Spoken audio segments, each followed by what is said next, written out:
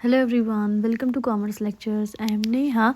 आज करेंगे हम माइक्रो इकोनॉमिक्स एंड टॉपिक है हमारा आज का टोटल वेरिएबल कॉस्ट, या फिर हम बोल सकते हैं सिर्फ वेरिएबल कॉस्ट क्या चीज़ होती है। तो क्या लिखा है, these cost are the one which very directly with the level of output. यानी आउटपुट यानी जो हमारी टोटल प्रोडक्शन हो रही है, ये कॉस्ट उसके अकॉर्डिंग ही चलती है। ठीक है, मतलब क्या कहना चाह रहा है ये कि अगर आपका आउटपुट चेंज होगा यानी आपका प्रोडक्शन चेंज होगा तो आपकी ये कॉस्ट भी बढ़ेगी या घटेगी, इसमें भी चेंजेस आएंगे। एग्जाम्पल देखते हैं, इस कॉस्ट के कुछ एग्जाम्पल दे रखे हैं। जैसे कि हम रॉ मटेरियल ख़रीद रहे हैं, पावर यूज़ कर रहे हैं, फ्यूल यूज़ कर रहे हैं, ये सभी चीज़ें हैं। Variable cost are incurred on variable factors with changes with the change in output. अब वेरिएबल कॉस्ट हम कहाँ खर्च करते हैं इस कॉस्ट को? वेरिएबल फैक्टर्स पर। और ये वेरिएबल फैक्टर्स होते क्या हैं भाई? ठीक है, जैसे कि आपका रॉ मटेरियल हो गया, डायरेक्ट लेबर हो गया, पावर हो गया। अब ये वेरिएबल फैक्टर्स होती क्या चीज़ है? ये ना देखो आउटपुट के साथ चेंज होते हैं, यानी प्रोडक्शन के साथ चेंज हो रहे हैं। अब जैसे कि अगर हम ज़्यादा प्रोडक्शन कर रहे हैं तो ये ज़्यादा यूज़ हो रहे हैं, कम प्रोडक्शन कर रहे हैं तो कम यूज़ हो रहे हैं। अब जैसे रॉ मटेरियल की बात करो, जितनी ज़्यादा प्रोडक्शन होगी उतना ही ज़्यादा रॉ मटेरियल यूज़ होगा, है ना।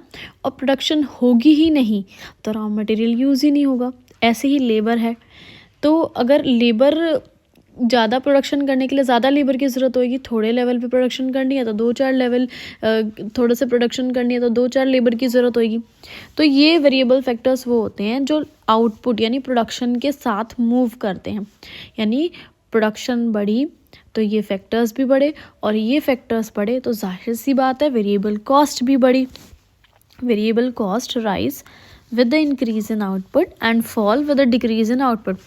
अब वेरिएबल कॉस्ट का क्या है कि अगर आउटपुट बढ़ेगा यानी अगर आप ज़्यादा प्रोडक्शन कर रहे हैं तो ये राइज होगी यानी ये भी बढ़ेगी। अगर आप आउटपुट डिक्रीज यानी कम कर रहे हैं प्रोडक्शन तो ये फॉल होगी यानी कम होगी। जैसे कि मैंने आपको बताया था, एग्जाम्पल रॉ मटेरियल का लेके चलते हैं। अब हम प्रोडक्शन कर रहे हैं एक दिन में 1000 यूनिट्स, ठीक है, और उसके लिए जो है 1000 यूनिट्स पे जो भी रॉ मटेरियल लगता है वो हम लेकर आते हैं। लेकिन क्या हुआ अगर हम 1000 की जगह पर डे 1000 यूनिट्स की जगह 5000 यूनिट्स जो है बनाने लग जाएं, तो भाई रॉ मटेरियल तो बढ़ाना पड़ेगा, है ना।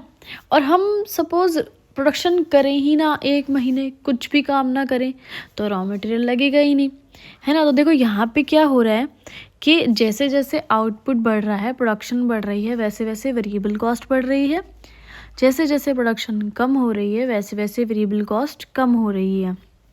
This cost becomes zero at zero level of output. Same वही बात लिखी हुई है, देखो अगर हम ज़ीरो आउटपुट प्रोड्यूस करेंगे यानी कुछ प्रोडक्शन कर ही नहीं रहे हैं तो ये कॉस्ट भी ज़ीरो आएगी। जैसे हमारी एक फैक्ट्री थी, उसमें कुछ भी चीज़ का प्रोडक्शन कर रहे हैं, वो फैक्ट्री हमने बंद कर दी, पूरा 1 महीना ताला लगा दिया, तो क्या रॉ मटेरियल आएगा? नहीं आएगा, बिल्कुल नहीं आएगा। तो वेरिएबल कॉस्ट यहाँ ज़ीरो हो जाएगी क्योंकि नो प्रोडक्शन तो नो रॉ मटेरियल यानी नो वेरिएबल कॉस्ट। ठीक है, आगे देखो, अब यहाँ देखा total variable cost schedule. Left में हमने लिया आउटपुट और राइट में हमने लिया TVC यानी टोटल वेरिएबल कॉस्ट। अब देखो यहाँ आउटपुट बढ़ रहा है आपका 0, 1, 2, 3, 4, 5 यानी प्रोडक्शन बढ़ रही है, तो इसके अकॉर्डिंग TVC भी बढ़ रही है 0, 6, 10, 15, 24, 35। क्यों बढ़ रही है? क्योंकि प्रोडक्शन बढ़ रहा है, आउटपुट बढ़ रहा है, इसलिए टोटल वेरिएबल कॉस्ट भी बढ़ रही है। क्योंकि अब हम ज़्यादा रॉ मटेरियल यूज़ कर रहे हैं, ज़्यादा लेबर यूज़ कर रहे हैं, ज़्यादा पावर यूज़ कर रहे हैं। अब देखो टोटल वेरिएबल कॉस्ट कर्व कैसा बनता है, ये हमने लिया है ऊपर y एक्सिस, ये x एक्सिस, नीचे हमेशा आउटपुट लेते हैं, ऊपर ले लिया वेरिएबल कॉस्ट, और ये देखो ये ऐसा सा बनाया, वो थोड़ा सा ख़राब सा हो गया, चलो कोई बात नहीं। अब जानकारी लेते हैं इस फिगर के बारे में जो कि हमने अभी पढ़ी है। In above figure output is measured along x axis. अभी हमने देखा ना कि आउटपुट कहाँ पे है, x एक्सिस पे है, ये नीचे x एक्सिस है और ये आपका आउटपुट है। ठीक है, आउटपुट x एक्सिस पे और वेरिएबल कॉस्ट कहाँ है, y एक्सिस पे। ये देखो ये वेरिएबल कॉस्ट होगी वाई एक्सिस पे। Variable cost curve is obtain bye plotting the point shown in the above table. यानी ये जो टेबल दे रखी है इसमें जो पॉइंट्स दे रखे हैं इसको हमने यहाँ प्लॉट किया है, तब जाके ये ग्राफ बना है। तो वही बात लिखी है कि ये कर्व हमने बनाया कैसे है, जो कि टेबल में यानी वो जो शेड्यूल में जो पॉइंट्स दे रखे हैं हमने उनको प्लॉट करा है और फिर उनको ज्वाइन कर दिया, वेरिएबल कॉस्ट कर्व बन गया। Total variable cost starts from origin. अब ये जो कॉस्ट है ऑरिजिन से स्टार्ट हुई है। ऑरिजिन का मतलब होता है यहाँ पे बिल्कुल ज़ीरो पे, ज़ीरो से स्टार्ट हुई है। अब इसका मतलब क्या है कि ज़ीरो से स्टार्ट हुई है, यहाँ आउटपुट भी ज़ीरो है तो वेरिएबल कॉस्ट भी ज़ीरो होगी।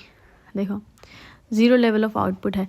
जब तक प्रोडक्शन स्टार्ट नहीं करेंगे, प्रोडक्शन करेंगे ही नहीं, प्रोडक्शन ज़ीरो होगी तो वेरिएबल कॉस्ट भी ज़ीरो होगी।